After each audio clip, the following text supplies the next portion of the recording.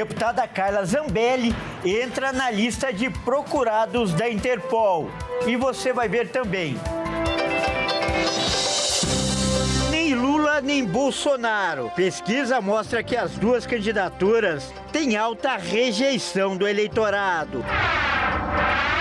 Cabelo apreendido em aeroporto do Galeão, no Rio de Janeiro, será doado para fazer perucas para pacientes com câncer. Trump e Musk travam guerra nas redes sociais. Bilionário acusa presidente de envolvimento em escândalo sexual. E ainda, Ancelotti estreia esta noite como técnico da seleção no jogo contra o Equador. Tudo isso você confere a partir de agora no Jornal das 18h30.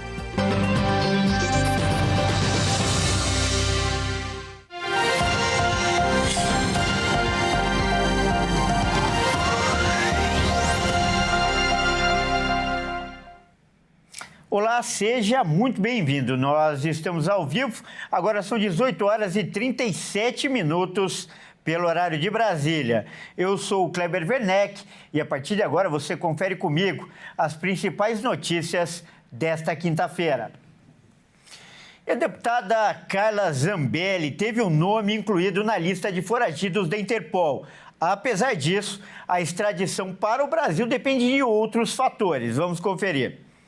A Interpol, Organização Internacional de Polícia Criminal, que atua em 196 países, atendeu ao pedido de Alexandre de Moraes e incluiu a deputada Carla Zambelli em sua lista de difusão vermelha. Com essa inclusão de Zambelli, todos os 196 países que fazem parte da organização podem efetuar a captura da pessoa procurada. Diferentemente de outros casos onde foi solicitado a inserção de brasileiros à lista da Interpol, que por sinal foram negados, este caso de Zambelli é diferente, porque ela foi condenada pelo STF. A deputada deixou o Brasil com destino à Itália após ser condenada a 10 anos de prisão por invadir os sistemas de Conselho Nacional de Justiça e pela inserção de documentos falsos, incluindo mandato de prisão falso contra o próprio Moraes no Banco Nacional de Mandados de Prisão. Zambelli argumentou que um dos motivos para sua partida seria o fato de se sentir protegida por ter cidadania italiana. Apesar desse argumento da deputada, a Constituição italiana não impede que o país extradite cidadãos italianos. Porém, há de se considerar que a Itália é governada pela primeira-ministra de direita, Giorgia Meloni, vista por analistas como próxima de Jair Bolsonaro, e é nisso que Zambelli se apoia. Com a condenação pela invasão aos sistemas do CNJ, Zambelli deve perder o mandato e ficar inelegível por 8 anos. E a pesquisa Quest, divulgada hoje, apontou que a maioria dos eleitores está cansada da polarização. Segundo o levantamento, mais de 60% são contra Lula e Bolsonaro para 2026. A nova pesquisa encomendada pela Genial Investimentos revelou que 32% apoiam candidatura de Lula à reeleição. Outros 26% disseram que Bolsonaro deveria concorrer, mesmo estando inelegível, ao mesmo tempo em que 66% dos brasileiros são contra a candidatura à reeleição de Lula em 2026, enquanto 65% consideraram que Bolsonaro também não deveria concorrer e apoiar outro candidato. O ex-presidente está inelegível pela Justiça Eleitoral até 2030 e não pode se candidatar na próxima disputa presidencial. O levantamento também perguntou quem deveria ser o candidato da direita se Bolsonaro não for candidato. O governador de São Paulo, Tarcísio de Freitas, com 17%, e a ex-primeira-dama Michele Bolsonaro, com 16%, empataram dentro da margem de erro. Em seguida, apareceram Ratinho Júnior, com 11%, e Pablo Marçal, com 7%, e Ronaldo Caiado, que apareceu com 5%. A pesquisa ouviu 2.004 pessoas de 16 anos ou mais entre os dias 29 de maio e 1º de junho. A margem de erro é de 2 pontos para mais ou menos, e o nível de confiança é de 95%. E durante encontro com o presidente da França, Emmanuel Macron, o presidente Lula criticou a guerra entre a Rússia e a Ucrânia e propôs a paz entre os países. O presidente Lula falou sobre os conflitos pelo mundo. Ele voltou a classificar as ações de Israel na faixa de Gaza como um genocídio premeditado e ressaltou como um dever moral e uma exigência política a importância de todos os governantes do mundo de reconhecer o Estado palestino. Lula também afirmou que está preocupado com as últimas notícias que envolvem as negociações para a paz entre Rússia e Ucrânia. E lembrou que o Brasil sempre se posicionou contra a ocupação da Rússia no território ucraniano. Já está mais do que provado a insanidade mental da guerra. A guerra ela não constrói nada, ela destrói. E uma coisa que destruída, mesmo que você vá reconstruir, a parte mais sagrada que é destruída não volta, que é os seres humanos que morreram. Então eu continuo com essa posição. Eu discuti muito com o Xi Jinping e nos colocamos à disposição. Quando os dois quiserem negociar a paz, nós estaremos dispostos a dar nossa contribuição. O presidente brasileiro ainda refez o pedido público a Macron para que reconsidere o posicionamento sobre o acordo da União Europeia com o Mercosul. Lula disse estar convencido que os agricultores franceses e brasileiros vão ganhar com o pacto firmado. Se os agricultores brasileiros e franceses conhecerem o que a gente pode vender, o que a gente pode comprar, não há por que negar o acordo. Como eu sou muito otimista, eu vou regressar para o Brasil, certo de que nós vamos fechar o acordo com esse sorriso do Macron. É isso. Eu sou muito otimista, acredito lá em cima e acredito aqui embaixo na nossa força de trabalho. E uma cantora sertaneja foi atacada quando chegava em casa e ainda teve o cabelo cortado. Essa história está repercutindo bastante nas redes sociais. Quem vai trazer os detalhes é a repórter Michele Veiga. Casos tristes de violência têm sido registrados de várias formas, em todo o Brasil. Santa Catarina também não é diferente. Nessa quarta-feira, tarde, final de tarde, começo de noite, foi registrado na região de Blumenau, em Santa Catarina, um crime que está gerando uma série de investigações por parte da Polícia Civil da cidade. O que aconteceu? Uma cantora, Daniela Amorim, estava chegando em casa e, na chegada, dois homens em uma moto a abordaram. Ela, achando que era um assalto, como qualquer um ia achar, eles vieram e rasparam parte do cabelo dela. Isso mesmo, a agressão aconteceu, tudo isso na porta da casa da cantora, no qual os advogados registraram e estão aí dando conotação sobre essa situação nas redes sociais.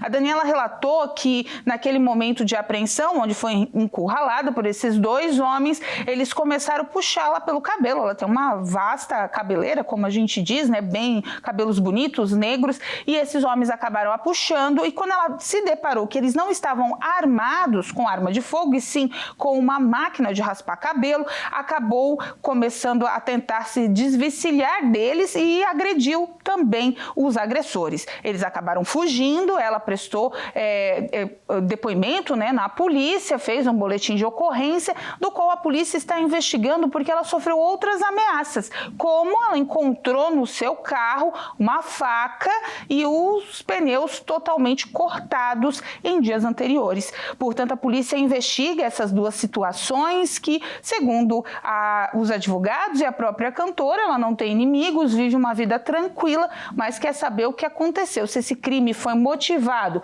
pelo fato do cabelo valer dinheiro, que a gente sabe que a venda do cabelo humano, principalmente um cabelo bonito, bem tratado, vale muito dinheiro no comércio da estética, ou se é motivado por outra situação, por crime de ódio talvez, ou por algum outro motivo contra a cantora. Então a gente tem que se preservar, se resguardar e ficar de olho em todas as situações. Essa do cabelo, Werneck, eu lembro que ali nos anos 90, finalzinho dos anos 90, em São Paulo, tinha muito dessas ocorrências. Mas agora, se não for o caso, a polícia vai investigar. Olha aí, a Receita Federal vai doar 350 quilos de cabelos que foram apreendidos no aeroporto do Galeão, no Rio de Janeiro. O material será usado para fazer perucas para pacientes com câncer. A Receita Federal doará 350 quilos de cabelo humano apreendido em operações de fiscalização no aeroporto do Galeão por irregularidades na importação.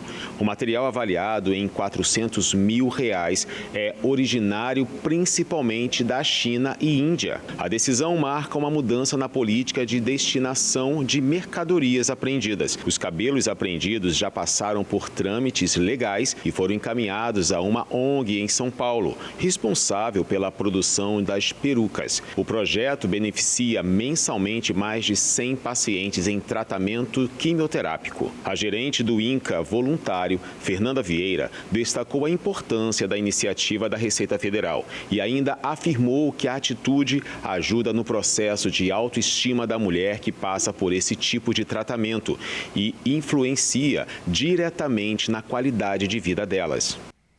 E veja a seguir, Trump e Musk travam guerra nas redes sociais. E ainda, Ancelotti estreia esta noite como técnico da seleção brasileira. Nós voltamos já.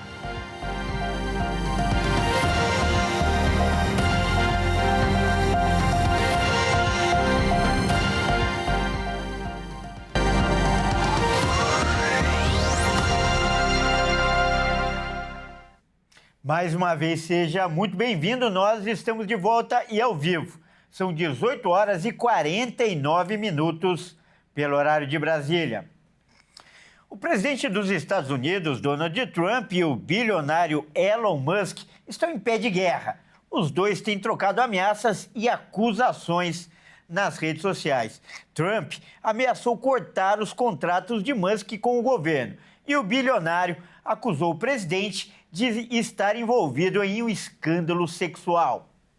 As desavenças movimentaram as redes sociais. Na Casa Branca, Trump afirmou que estava decepcionado com Elon Musk devido às críticas que o homem mais rico do mundo fez ao projeto de lei orçamentária que tramita no Congresso americano. O presidente americano disse que Elon Musk já sabia que o projeto seria enviado ao Congresso e que ainda não sabe se a relação entre os dois voltará a ser tão boa. Alguns minutos depois, Elon Musk respondeu dizendo que não sabia do projeto, que Trump estava sendo ingrato pela ajuda dada por ele nas eleições presidenciais. Após isso, Trump ameaçou Musk dizendo: "A maneira mais fácil de economizar bilhões e bilhões de dólares em nosso orçamento é encerrar os subsídios e contratos governamentais de Elon Musk." O bilionário é dono de duas empresas gigantes na indústria americana, a SpaceX, que é ligada à exploração espacial, e a Tesla, de carros elétricos. Trump também disse que desligou Musk do governo porque ele estava o irritando. Elon Musk então voltou a responder o presidente e acusou Trump de estar ligado a um caso de escândalo sexual, a polêmica história do empresário Jeffrey Epstein, que explorava uma rede de prostituição de menores nos Estados Unidos. O caso, motivo de muita polêmica nos Estados Unidos, é mantido em segredo de justiça e os nomes dos envolvidos não foram revelados.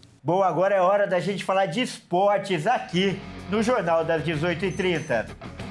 E quem traz as informações é o Caio Veríssimo. Boa noite, Caio. Seja bem-vindo. Caio, vamos falar então do principal evento esportivo de hoje, pelo menos para nós brasileiros, que é a estreia do Carlo Ancelotti no comando da seleção, não é, Caio? Finalmente chegou o dia, Kleber. Boa noite a você, boa noite a todos que nos assistem. Bom, depois de uma novela enorme, cheia de capítulos, Carlo Ancelotti enfim vai poder estrear na seleção e, claro, todo mundo quer saber qual time que o italiano vai escalar. Nesta quinta-feira, Carlo Ancelotti estreia no comando da seleção brasileira. Na noite de ontem, o treinador comandou o último treino antes da partida contra o Equador. A atividade foi realizada no estádio Monumental Isidro Romero Carbo, em Guayaquil, local da partida. A expectativa é que Ancelotti mande a campo o time que foi esboçado no treino de terça em São Paulo. Apesar do treinador não ter dado muitas pistas sobre o time titular e tampouco antecipou quem ficará com a braçadeira de capitão na coletiva concedida ontem, a expectativa é que os titulares sejam os seguintes nomes: Alisson, Wanderson, Marquinhos, Alex e Alexandro, Casemiro, Bruno Guimarães e Gerson, Estevão, Richarlison e Vini Júnior. O atacante Rafinha está com a seleção no Equador, mas está suspenso da partida. Na preparação para este duelo, Ancelotti destacou aos jogadores que este será um confronto de muitos duelos em posição física e que a seleção não deve deixar o Equador intimidar neste sentido. Ancelotti já parece bem à vontade na seleção brasileira. Passou os primeiros 7 dias em um intensivão de futebol brasileiro, com idas a 3 estádios e a Granja Comari. E desde segunda, comandou 3 treinos e conversou muito com os jogadores. O treinador sabe que, além da melhora na tabela de classificação, uma vitória com bom futebol terá reflexo também no ânimo da torcida, que não vem muito animada após a vexatória goleada de 4-1 para a Argentina. Brasil e Equador se enfrentam às 20 horas em duelo válido pela 15ª rodada das eliminatórias sul-americanas da Copa do Mundo de 2026. O Brasil ocupa o 4º lugar das eliminatórias com 21 pontos. Já o Equador é o segundo com 23. Um dado muito interessante dessa partida é que o Equador não vence o Brasil há 20 anos. Em 36 confrontos ao longo da história, foram 28 vitórias do Brasil, 6 empates e apenas 2 vitórias do Equador, ambas jogando na sua própria casa.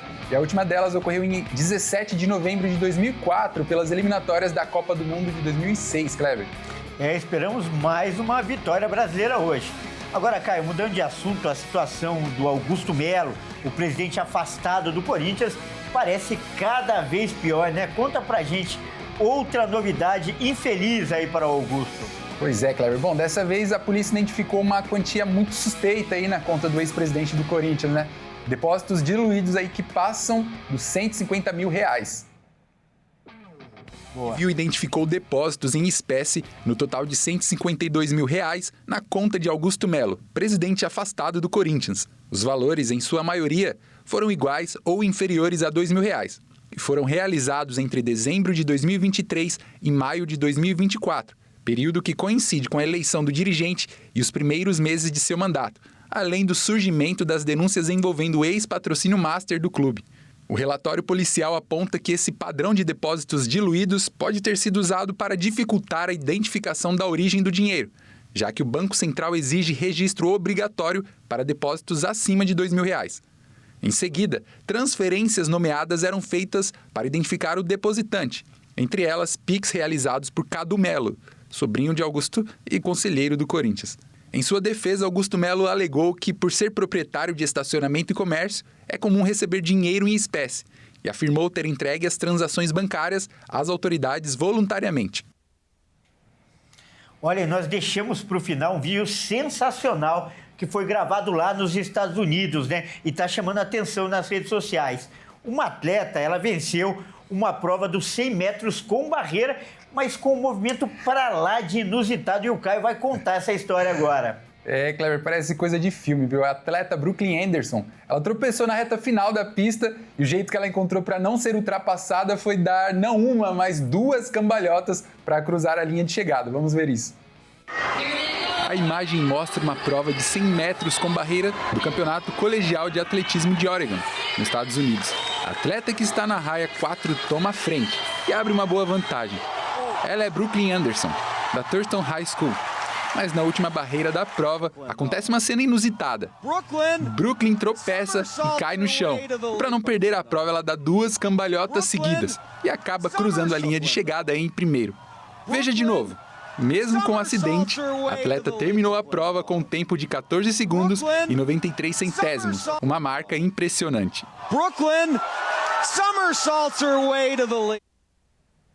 Merece os parabéns, não é, Caio? Bom, com essa acrobacia aí, ela merecia 2 medalhas, Kleber.